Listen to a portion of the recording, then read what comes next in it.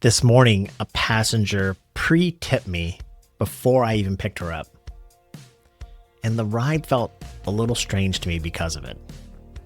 Not because I wasn't grateful. I'm very grateful.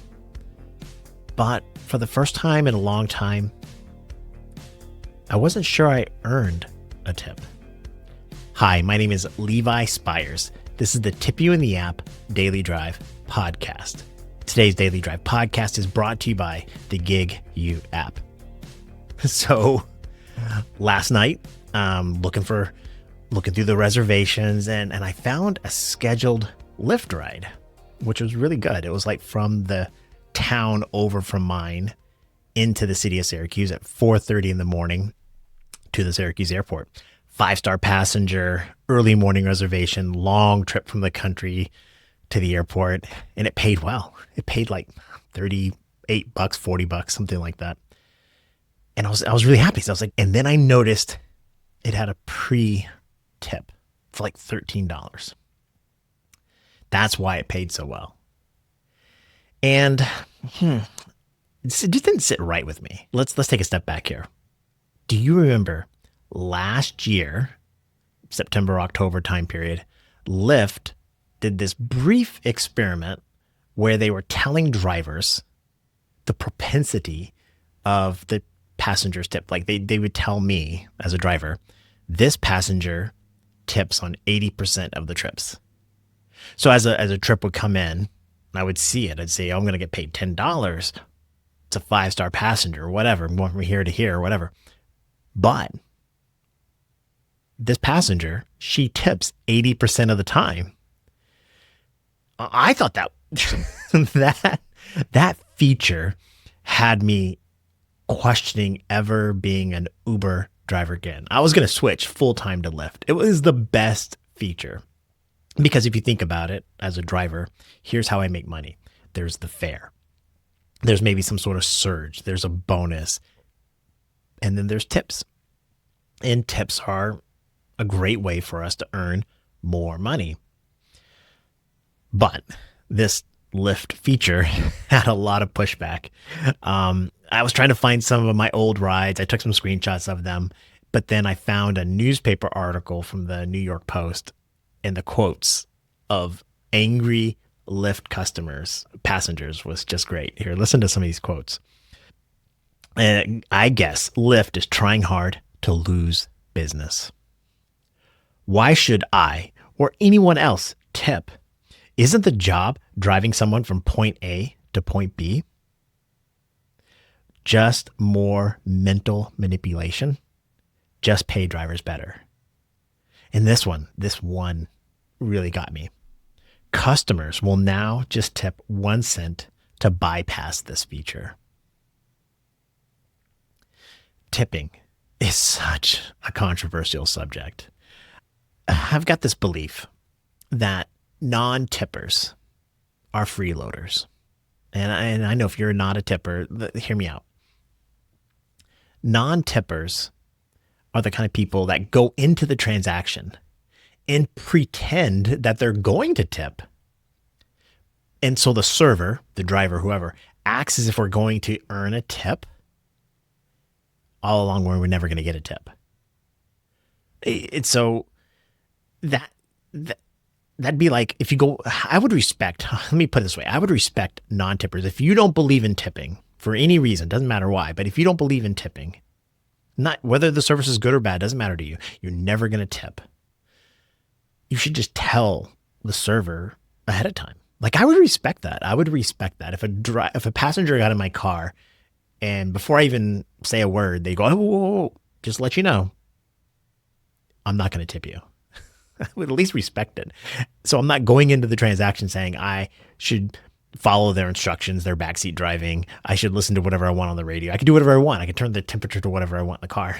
I normally operate with the passenger's service in mind. Like I'm trying to treat this passenger with the highest level of service. So for example, the lady this morning when I went to go pick her up to take her to the airport, I saw her exiting this place and she had like a long stairs and with some luggage.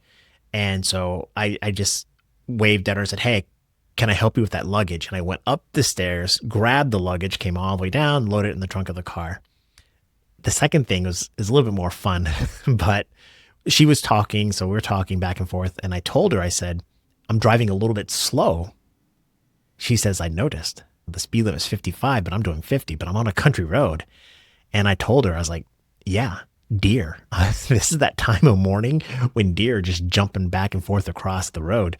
And I gave her an assignment. I was like, hey, listen, you are also on deer duty here. Let's do this. Neither one of us want to hit a deer this morning. It's a little bit of joke and we laughed or whatever. But that if now I still would have drove slow, regardless whether she tipped or not. But imagine like if I pull up and she's like waves from the porch and she's like, hey, just a heads up, I'm not a tipper. It would have sent totally different signals. That's the interesting thing about that Lyft experiment was it said what was always being unsaid. It put everything out front. So I think all those people that were upset that Lyft was now telling drivers who the tippers are, the non-tippers couldn't hide anymore.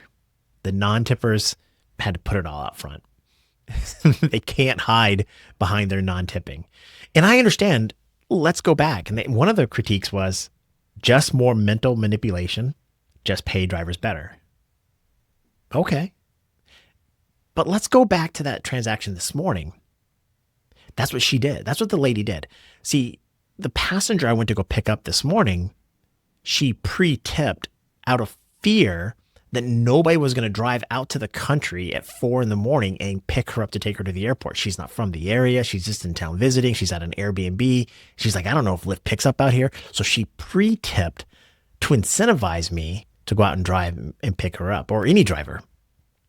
Which means any driver could have got that tip. It was as a form of compensation to get her from point A to point B. It was not a form of gratuity that, hey, you did an exceptional job. It was payment for the labor, the job itself. So to the skeptic, if you're a non-tipper, I understand that. Just pay drivers more.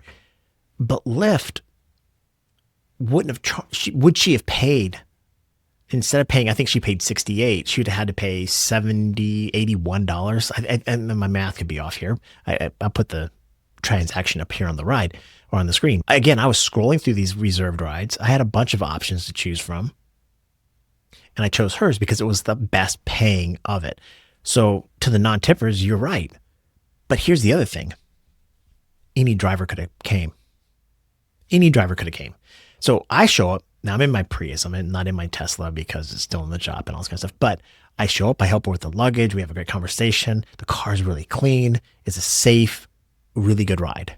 Like one that normally earns a tip. Even a small tip, a $5 tip, a $1 tip, but a tip nonetheless. But any driver could have showed up. A driver could have showed up in a car with all the warning lights on the dash going off, a muffler dragging, smells like cigarette smoke and BO inside the car, and could have raced through deer country, potentially hitting a deer, and got paid the exact same that I got. Because she already pre-tipped, she gave away a little bit of that opportunity to reward good service. But let's talk about the emotional impact of pre-tipping. I didn't feel good about it. I just didn't feel good about it. Don't get me wrong, I like the money and I get all that. It felt like have you bought kids a Christmas gift? So if your child comes to you and asks for a gift for Christmas or their birthday or whatever, but let's just say Christmas, and you go with them to the store 2 weeks in advance before Christmas, and they pointed out, that's the bicycle that I want. So you grab the bicycle and you go to the register and you buy the bicycle right there in front of the kid. And then you wrap it up and you put it under the tree. And in 2 weeks, you'll get that. It loses the aura of gratuity, of like specialness, of giving a gift at that moment of Christmas morning. The kid coming down the stairs and being surprised, wow, there's the bicycle. For weeks, they asked, that's exactly what I wanted. There was no surprise. That's what was lacking this morning with that pre-tip. Now, Juxtapose that with the I'm going to tip you, or the passenger tips 80% of the time. See, there's still an element of surprise to it. There's still like, I had to go work for it. 20% of the time, they don't tip for whatever reason. We don't know.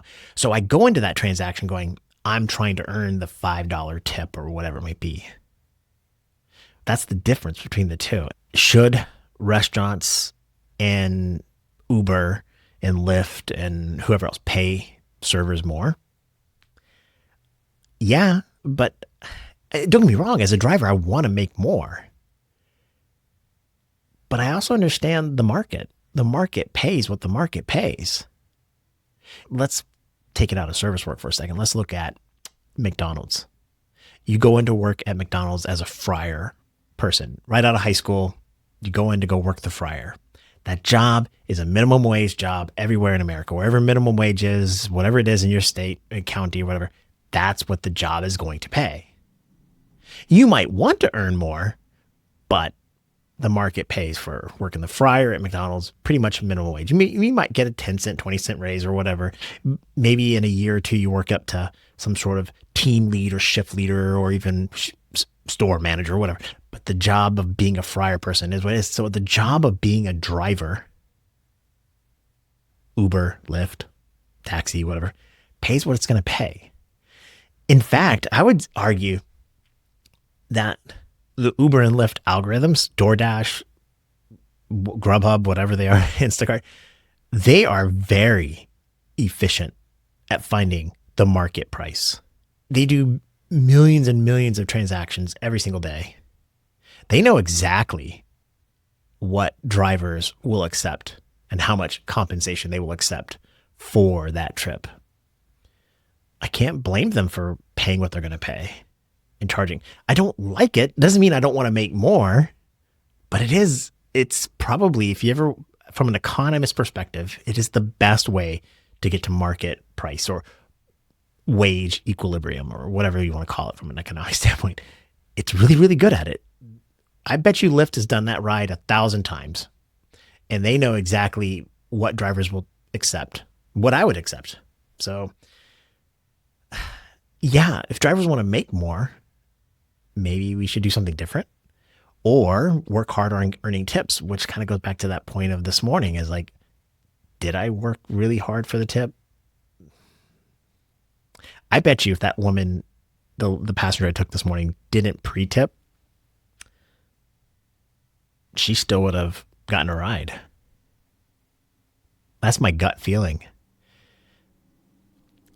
The pre-tip was probably unnecessary. And so let's kind of sum this all up here. I'm glad I got the tip. I really am. I'm grateful. And she was really kind about it. And she even mentioned it in the ride. She said, "Did you get the tip?" And I said, "Yes." And so the transaction was good and it was good. I don't think anyone should tip for bad service. If the service was poor, whatever you define as poor for whatever reason, don't tip. And I do believe if you go into a transaction and your intent is to never tip, and I had a couple of those Uber rides today where I probably didn't earn a tip. There was no extraordinary thing going on, but that person's probably never going to tip. But I would love to have known ahead of time. I might have changed which ride I was going to take this morning as a Lyft driver. And I did get one tip. Let's leave it at that one thing. I did get one tip that I didn't expect a tip on. I didn't earn a tip. I picked a young man up. He was a mechanic. He dropped his car off at a place to get some window tint on his car, something like that. But I was taking him to the auto mechanic shop where he works, and nice guy. And got in the car, pretty much put his headphones on. We had a brief conversation about cars, but it was a 20-minute ride across the city of Syracuse. And he was heading to work, so he wanted to zone out before he gets to work. He was young, didn't expect a tip. He was already there waiting too, by the way. He didn't give me tell me take any direction or whatever. He just sat in the car. So I don't think I needed a tip on that trip, or earned a tip would be a better way, or whatever. But he tipped me $5, and that felt amazing. It felt so good. And $5, what's that going to do? It barely buys us a cup of coffee these days. But I appreciated that tip maybe more than the $13 tip? Let me know what you think in the comments, your thoughts on tipping. Am I making too much of a deal out of it? I probably am, but I think it's such a great little insight to, I don't want to say humanity, but it gives us a really great insight into how humans treat each other, especially in service jobs. I want to give a quick shout out to GigU, Red Tiger, and LaceFit for sponsoring this program. Hey, and drivers, you can join this YouTube channel for $3 a month. If you can't join it, no worries. You can just go ahead and join the Facebook group. It's free. But both channels, I try to put unique content on each one. Drivers, for 2026, I want you to be safe, healthy, and happy. I want you to enjoy the ride. I definitely want you to make as much money as possible, but enjoy the ride. Hey, my name is Levi Spires, and this is the Tip You in the App Daily Drive. Thank you so much for watching. I'm cheering for you. Be well. Bye.